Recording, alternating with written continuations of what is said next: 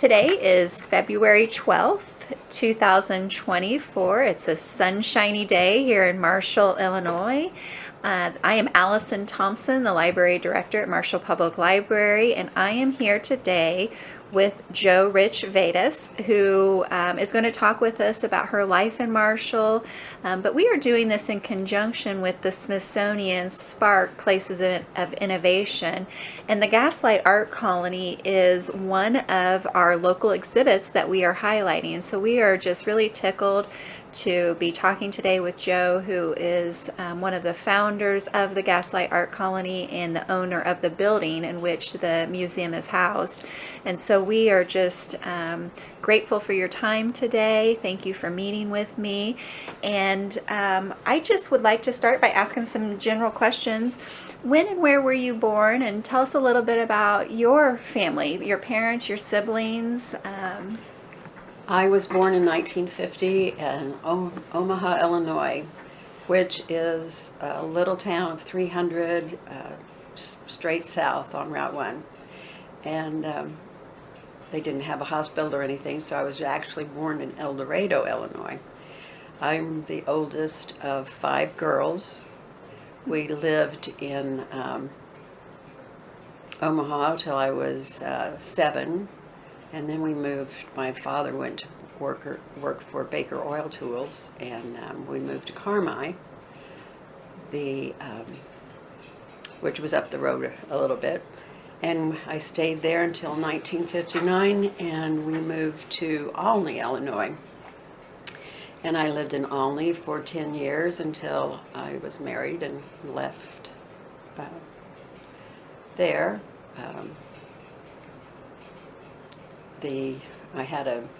I've always been interested in art. Even as a little child, I was always coloring, drawing, painting, and used to make my own paper dolls. And at one time in my life, I thought that's what I wanted to be, a fashion designer who lived in Paris. I love that. So anyway, then I only had a great art department, and had a great art teacher there in high school. Mrs. Brown was my junior high art teacher, which I really enjoyed her a lot too. And then Larry Barnfield was the high school art teacher. And all I wanted to do was art. But everyone convinced me I needed to go to college. But I was, an art institute sounded so much better to me, but I needed something to fall back on. So I went to Eastern. Became very frustrated there because I didn't even get one art class because all the upperclassmen were using them for electives at that time. And so then the second semester, or second half of the year, I broke a collarbone and had to lay out for the rest of that one. How did you break your collarbone? I went out just to check to see if the ice was thick enough. And I happened to be with Randolph, who I was dating at the time. And he slid across the ice, and it just looked like so much fun. But I thought, you're going to fall, because I've always been classy. But anyway, I just glided so, it was just such a wonderful feeling. And the last thing I remember was, let's do it again. And then as soon as I hit the ice, my feet flew up, fell back, and broke a collarbone and knocked myself out and had a concussion. Oh, gosh. So Thank goodness Randall was there. Yes, and I've never had ice skates on, so since or before that. And we talked about your skiing experience. Yes. But, so anyway, Randolph had finished 2 years at OCC. He was a year ahead of me in school and was planning to go to Arizona. So that summer I worked and saved my money. He was in Carthage, Illinois, working as with a public aid, and was having to rent a trailer, so he wasn't able to save any of his money. And we ended up getting married the August 31st. Had a small a church wedding and went to the house for a reception and left then about an hour after that, and for Arizona, and it was 3 days, and it was a time in my life that you think you know everything at that age, but you don't know anything. I had no idea how far 1,600 miles was. So anyway, I was out there in Arizona in the desert. He was on the oasis at the college, and he loved it out there and wanted to stay, but I didn't care for it at all. And being the oldest of 5, you just are always used to having people around you, or family and everything. And You were homesick. I was very homesick. So anyway, we ended up coming back to Valparaiso, Indiana, which was 4 hours away. And he went to law school there and graduated. Worked in Chicago for a little while, he did. And then we were looking, for a place. We knew we wanted, raising a family. We'd lived in big, larger towns, and decided, that's not what we really wanted.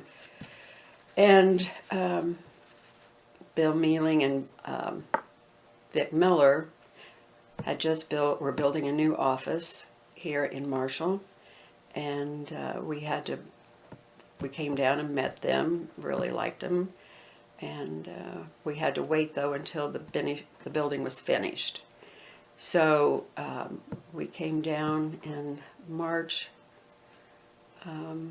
from Valparaiso and rented a little house that was behind the IGA when we first came to town, and which is no longer there right now, and lived there for a couple years, and then moved to So you were in Valparaiso. moved to Marshall, and I wonder should I talk back again about I don't know where. Nope. You I will just was fix double it. checking that, make sure it was going, and we're fine. Okay. And it was an ice storm. I remember that as we were coming down, and we had a little duster. I was following him in he had a U-Haul, and I was behind him in this little duster that had no weight and just was all over the road. It was just a nerve-wracking trip. But anyway, when I came to town, Kate, I was just tickled to death because she was also into art and loved being, part of it again, and being able, because those 6 years sort of art was far from anything front in my mind, because I was trying to work and put him through school. And what were you doing while he was going to school? What were you working? Well, when you have not much of an education, you have to rely on something else. So I was a waitress for those years. And then we... I think that was meant to be, that you would meet Kate as his partner's wife in this little town. Right. Out of all the things in the world, Kate. And I wouldn't have thought, Marshall would have had any, Interest in art, or in, it was like, well, it was almost as if my art had just disappeared. So they had formed in the 60s a Marshall Art League. Most of them were older ladies. I was like the 20 years difference, or at least, if not more, between the rest of them. But they took me in, and they let me be part of their group. And they were at that time going to Paris to paint with Mildred Stewart. And some of them, like Edie Heiss, Kate Mealing, Barb Martin, Wanda Spittler, Doris Murphy, June Bubeck, were just, some of them that I was with. And it was just, and then I was on Mondays, and by that time I had Sarah. I was pregnant with her when we moved down, and 4 months after we lived here, she was born. Now, where did you live when you first came to Marshall? We lived in a little house behind the IGA store, Okay. which is a parking lot now. Yes. And because it wasn't very much any places to really rent or at that time, so it wasn't easy to find a place. Which it's still not. No, it's still that way. Yeah. And so then I think it was like 2 years after that we moved to bought a house on Archer and lived there until 1985. And what house was that on Archer? It was 210 West Archer. Okay. And is it still there? Mm-hmm. Okay. It's still there, and it at that time needed a lot of work, and did a lot of removing 8 or 10 layers of wallpaper and repairing cracks in ceilings and everything. It was a lot of hard work, but I enjoyed it. That sounds like you. And so then in '85, we found out that the Shaw House was up for sale, and Wilford Shaw was the family member that owned it at that time after the Edith and I think it was Margaret passed away. And we had to go on an interview with Wilford before he would let us buy it. Interesting. Mm-hmm. And Before he would let you buy it. yes, I mean it was a Yeah. um, Well, it's a fantastic house. yeah.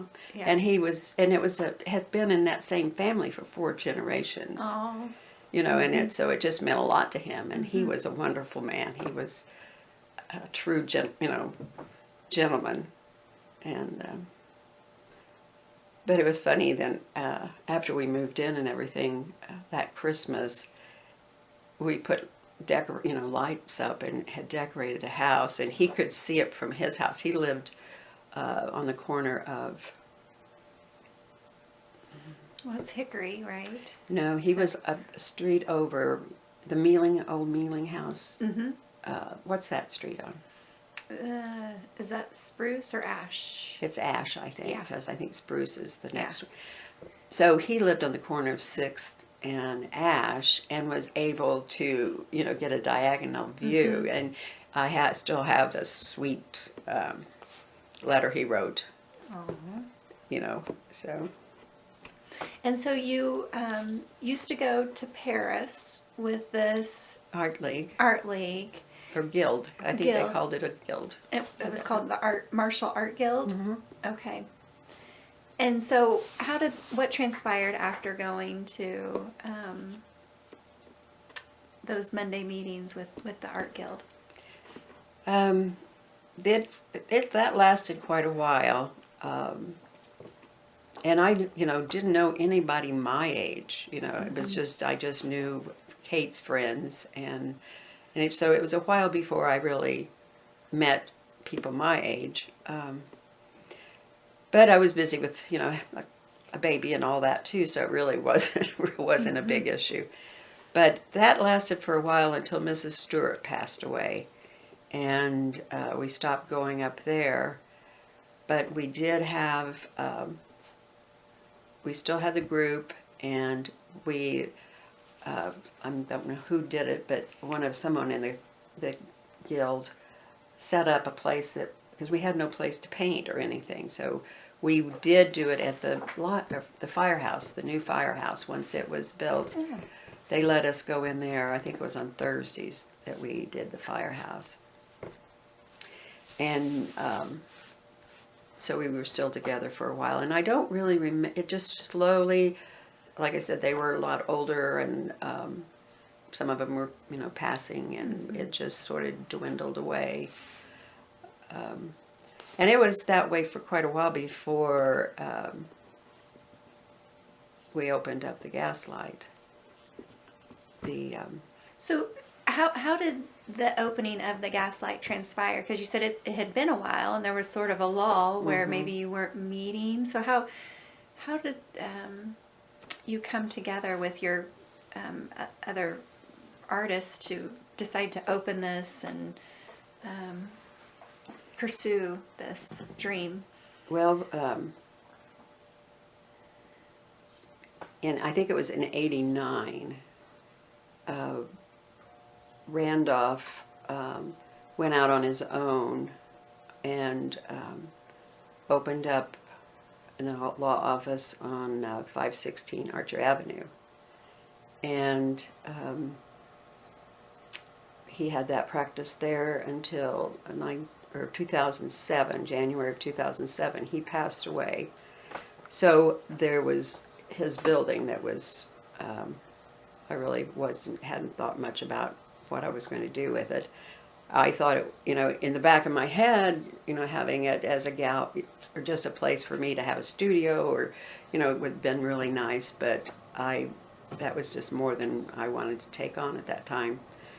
But Mary Lou Corneliuson was working for the chamber at that time, and she was wanting to be City USA, and one of the requirements for that was to have some place for the arts. And so she called me one day and wanted to know if she was thinking of a place to show artists could show their work, and wanted to know if I thought that she was thinking about doing it at the log cabin, the Welcome area. And so anyway, I told her I'd think about it, and I didn't think that would work out at all. So the more I thought about it, the more I thought, well, I've got this building. So I called Kate and Jack Davidson and a couple other people, and just to see what they thought, and they all thought it was a great idea. So that was in February of 2009, and we met with the city. Ken Smith was the mayor at that time, and that October we had gotten a nonprofit organization, or was certified, or whatever the word is, for being a nonprofit, and had our first opening October of 2009. And everything just sort of fell into place like it was supposed to be. Mm-hmm. That's wonderful when it happens that way. Yes. And sometimes you just need that outside person as an encourager Mm-hmm. to think a little bit. Well, there's no way I could have done it on my own. Everybody was very helpful, and all those people you mentioned were so instrumental for such a long time too. Mm-hmm. I know Jack is still very involved. Jack and I are the only ones that are the initial. So the initial people were you, Jack Davidson, Kate Mealing, and Mary Lou Corneliuson, Teresa Stone, Tom Dagley, Dan Cruz, Rick Baldamero, and Jill Fay Okay. were the original board members. Okay. And then Marshall, they provided us with a lot of, support. And even though there was a lot of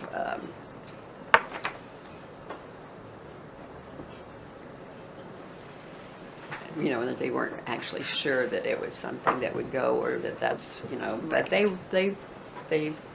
went with us and supported us. And at that time too, Well, I think, in the early 2000s, art museums were not really as prevalent as they are now. No, so this it was was totally really different. a pretty innovative idea for its time. and especially for a size town of Marshall. Right. And then look, here we are nearly 20 years later. Yeah. And it's sustained. And I know there's been a lot of challenges along the way. Yeah. That we first started out just to get some, funds to start with. There was 51 Gaslight Society, different little members that were, and they're on a plaque there in the Gaslight. And two of them, the platinum members, we had three at that time too, which was Jerry Forsyth, Larry Yargis, and Tom Dagley. And the others then were, gold, silver, different members that, backed us at the beginning. So that was great. And those are still people who are still backing our community. That's Yes, lovely. Yeah. That's Yes. lovely. And so Because it wouldn't have happened, you have you to needed have the funding. Yes, and you have to have support. You can't. There's Right. just no way you can do things totally on your own. And so to But- maintain that support, you continue memberships each year. Yes, and that has grown, tripled in since then. But too, another thing that was important to me was to start out gradually and work forward. I did not want to go in there and take on more than we could handle. And so we've taken baby steps at times, but we've just been plugging along. So when you first... And we did all that without any grants or anything for a long, long time. Well, and they probably didn't exist too much. No, possibly. No. So when you first started, was it mostly hosting an artist each month, or was it mostly classes, or was it a combination of what you're doing? Because I think of you now and what At you that do. first, time there, we really we weren't offering. That was a dream, and that was something that we wanted to do. But that first October, and see, Marshall is a very talented community also, and I knew of people that did things, but nobody else did because there was nobody ever had No any outlet. place. Right, nobody had any place for them to show their work or even let people know that they were doing it. And artists aren't really that excited about showing their work sometimes. We're pretty withdrawn people a lot of times that we're just happy in our own little shell. But and definitely I have had to come out of my shell a lot since we opened up the Gaslight. And like I said, I had no experience or college education to help me do a lot of this, so it's been a big learning challenge, and I've enjoyed every minute of it, I guess. Well, you've done well, and even with that education, you still got to go through all of it. You still got to go through. Yeah. And so that October, how did you guys kick off? We had our first opening. I don't remember the number. There was a large crowd of people, and there were 24 different individual artists from our from local artists. Yeah. And people, it was so cool to come in and well, I didn't know she painted. Well, I didn't know she could do that. It was just really rewarding. Very, very rewarding. So tell me about today. What is it that you guys are offering at the colony today? We try to, offer adult and children's classes. And another thing I found out that if the few places that I go, because I enter I'm a member of the Gaslight, I'm a member at Coles County Art Group, Wabash Valley, River City Art Association, member of the SWOPE, and so I've found out that it's all networking. Art is just a lot of networking and meeting people, and it's not really hard to find an artist to display because most of them would love a way of showing their work. it was important to me too that at the beginning, a lot of artists aren't, professional or haven't been doing it for as long as others, and really don't have the body of work to show. So twice a year, we had members shows where a member could put 3 pieces of artwork in and show that, and then in 6 months that we had another one, and so it gave them time to prepare and get more art done, especially those who it's more of a hobby than it is a career. And then it's amazed to me also how these people that had always wanted to do it and finally have the courage, which all you have to do is just try and it comes. But people are that making that first initial step, people are afraid to do. But the ones that did come, and it's amazing how over the years they've grown, and you can see how they've developed. And artists need each other also. We feed off of someone else, so that's another thing. Back to when I first came to town, the martial art guild, it was the camaraderie of getting together and seeing somebody else come up with a different way of doing something, and oh yeah, I can do that, or I hadn't thought of that, or just picking up ideas, or you're constantly learning. And so we have a group on Thursday. It's still on Thursdays at the Gaslight. Anybody that's a member can work on anything they want, and just get together and stay as long as you want, stay all day, or work a couple hours and go home. So that's nice. I don't think I knew you did that on Thursdays. Yeah, Thursday's our day, and we always go to lunch. We don't want to miss out on lunch, but that's also part of that camaraderie, right? And if we have an upcoming show that's, say, like the next one we have is Sun, Moon, and Stars, which we're doing in connection with the eclipse. Didn't want to just limit it to the eclipse, so I made it a little broader. But people can work on that and try to get the things ready for that show. And you've extended it beyond just really art, but it could be sculpture, it could be metals, it could be pottery. It's any medium. Any medium because I think people typically think of just paint or drawing. And I think it's hard for people to get out, to really know what we do. And I mean, we are not like a museum where I feel intimidated sometimes when you go into a larger town, and but we are very friendly, and we're just we are not that fussy about anything. I try to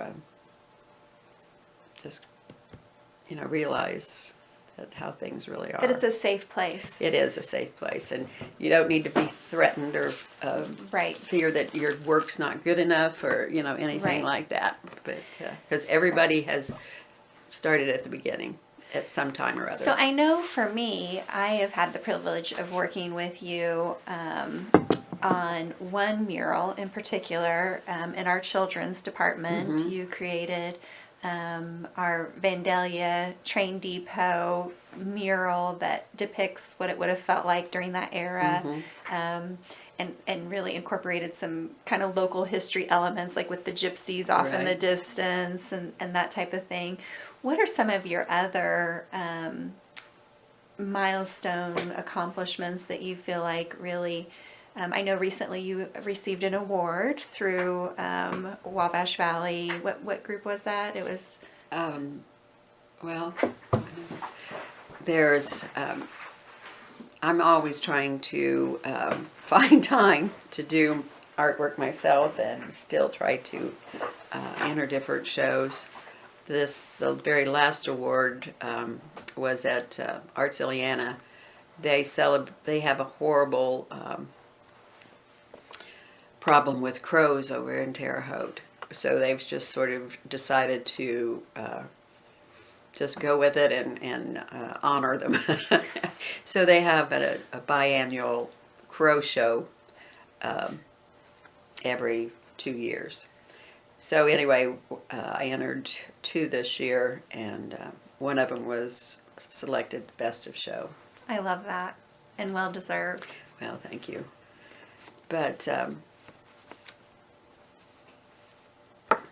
we also, Gaslight, another mural that we've also did was when the Marshall, received our new, or got our new pool.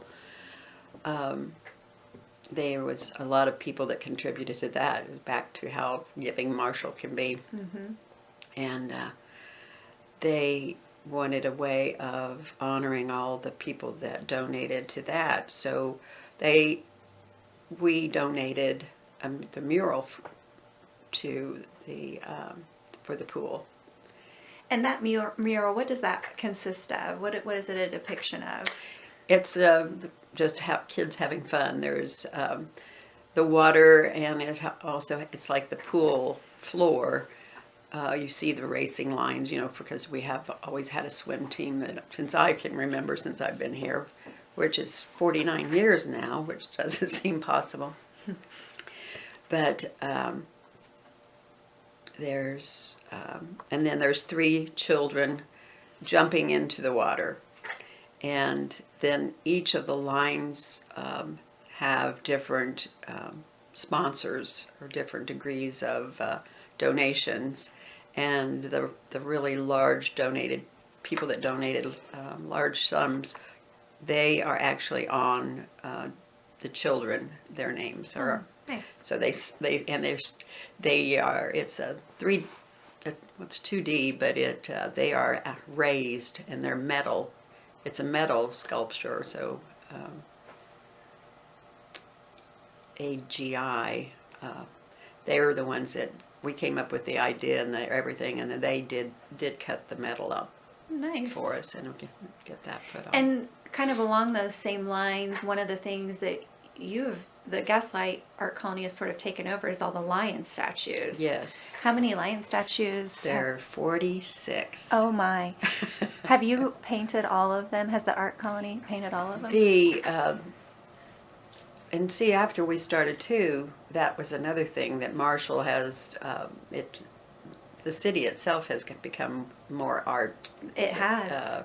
In fact, I feel like the city of Marshall wants to embrace that as our image in many ways, as an artsy community. Right. So yeah, absolutely. So they took on, some of the murals. The Wall Dogs came and did some of the murals that are in town, and they painted 3 lions that when they were here. And then we've painted all of the rest of them. Wow. And those are individuals and businesses who have sponsored them? They belong to the chamber or the city, and they're supporters that pay for the lion, and they can advertise with them if they want or whatever, and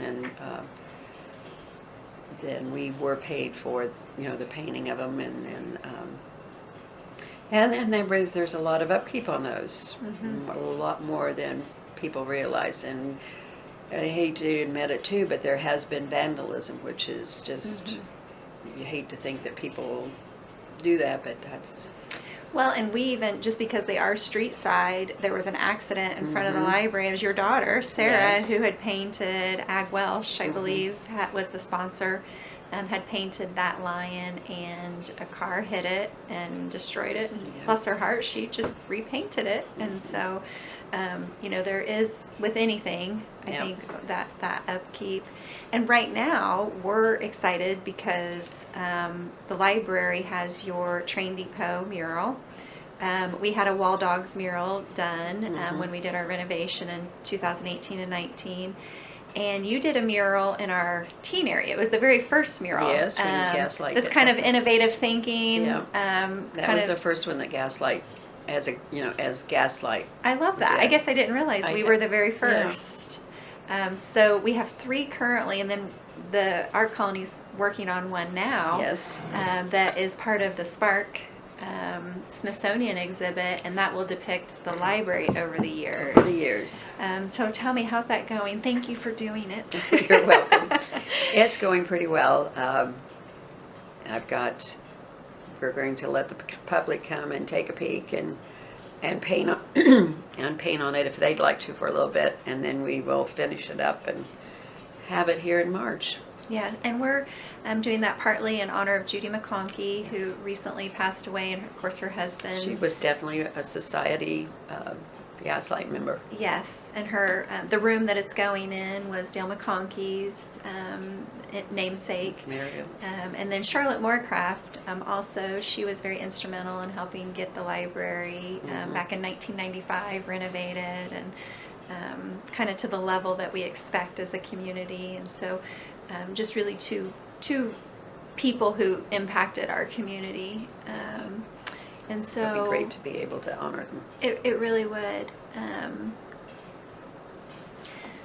Is there anything else that you would like to share that maybe we haven't talked about, or changes that maybe you have seen over the years through Marshall that when you first came to current?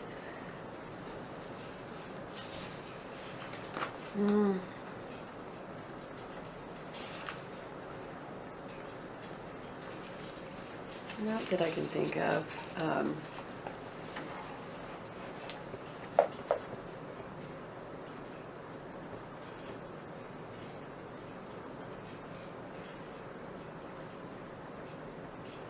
Well, just tell us real quickly before we conclude our interview here, your current husband's name and when you got married to him, and your children and grandchildren. We want to make Okay. sure we include them in this.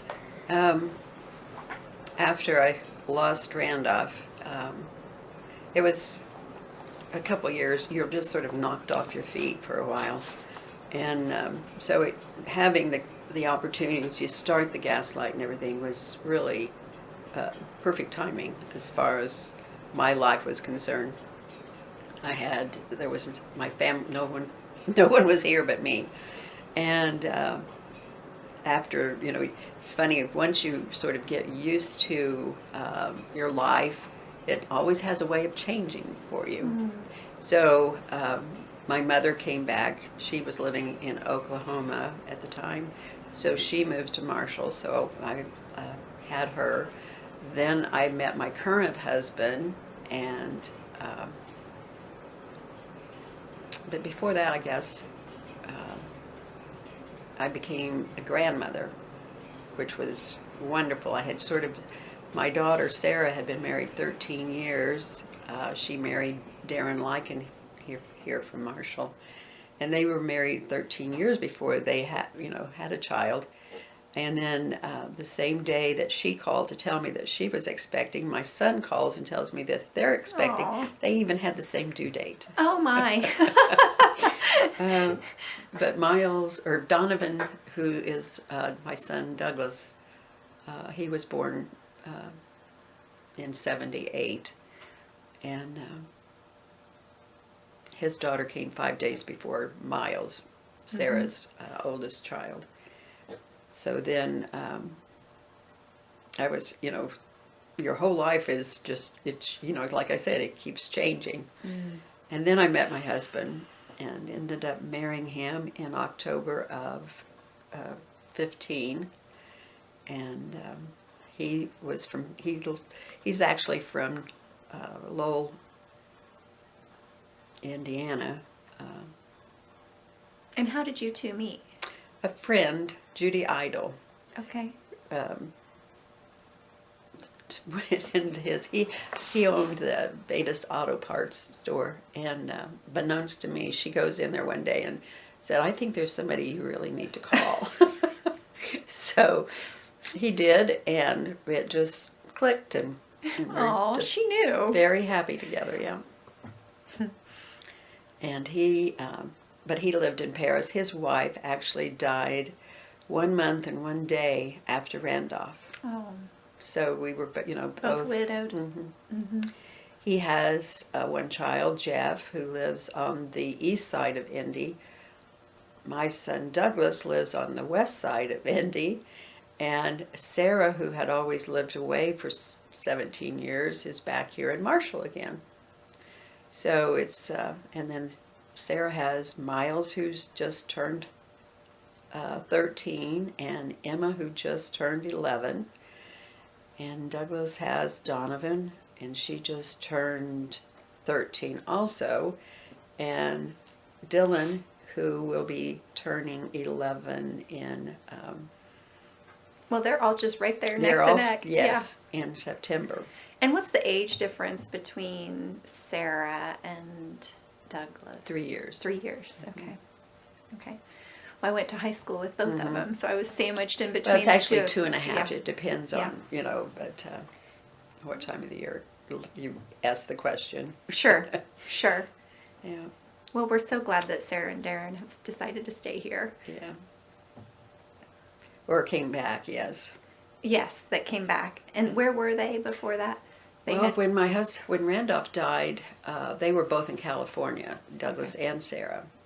Darren, he graduated from U of I and went to Rutgers out in New Jersey to get his doctorate, and then they were moved to California and went out there. And then when Randolph died, they were still living in California, but knew he was going to be going to New York, and they lived in New York for several years, and then moved here. Those are big changes then from Marshall. Yes. It just goes to show the pull of family too. Mm-hmm. There's a lot of charm to rural America. There is. A lot of safety in it. And once it's nice to go and see what's out there in the world, but generally people like to come back They do. to home. I agree. That's my hope for my children. It may take a while, Yes. but you keep telling me I get grand dogs first. that's just, they come first and then grandchildren. Joe, you are just such a delight. I feel Thanks. privileged to call you a friend, and I'm excited to see this mural going into the McConkey room, and I hope that my life will slow down a little bit when my kids start graduating high school and college, and I'll be able to come down and take some of those art classes. Well, that would be great, but it is amazing when you get older how you're busier than you were sometimes when you had children. Yes, so I will make it a priority. That's what you're trying to tell me. Yes. I think I have to and make it a that's priority. another thing, if you just, and art isn't always, it seems to get pushed back a lot. So that's a good thing with Thursdays. You So you set believe- time. You have to set time for yourself and your art. But you believe that art can kind of be learned then? Oh yeah. Yeah. Because, I think about singing and music, and I don't know if singing can really be learned. Maybe some of the music. But, I feel like a lot of people have an artistic bent, or they can appreciate art and would like to pursue it, and feel like, well, I'm not really an artist. But what you're saying is encouraging for those Yes. people. So. It's, I did a lot of the canvas painting classes, and Which are fun. I've been to a few. Yeah. Mm-hmm. And it's if you're born with more talent than others, it comes easier. But it's still things that you just have to learn. It's just like, and the more you do, the better you are. Just like with any sport or anything that you do. It's just finding that time to do what it is that you really enjoy doing. Well, You're very fortunate when you get to do something, and I feel that way. Well, you inspire me. Thank you for taking your time to talk with me today. Well, thank you for giving me the opportunity. You're welcome.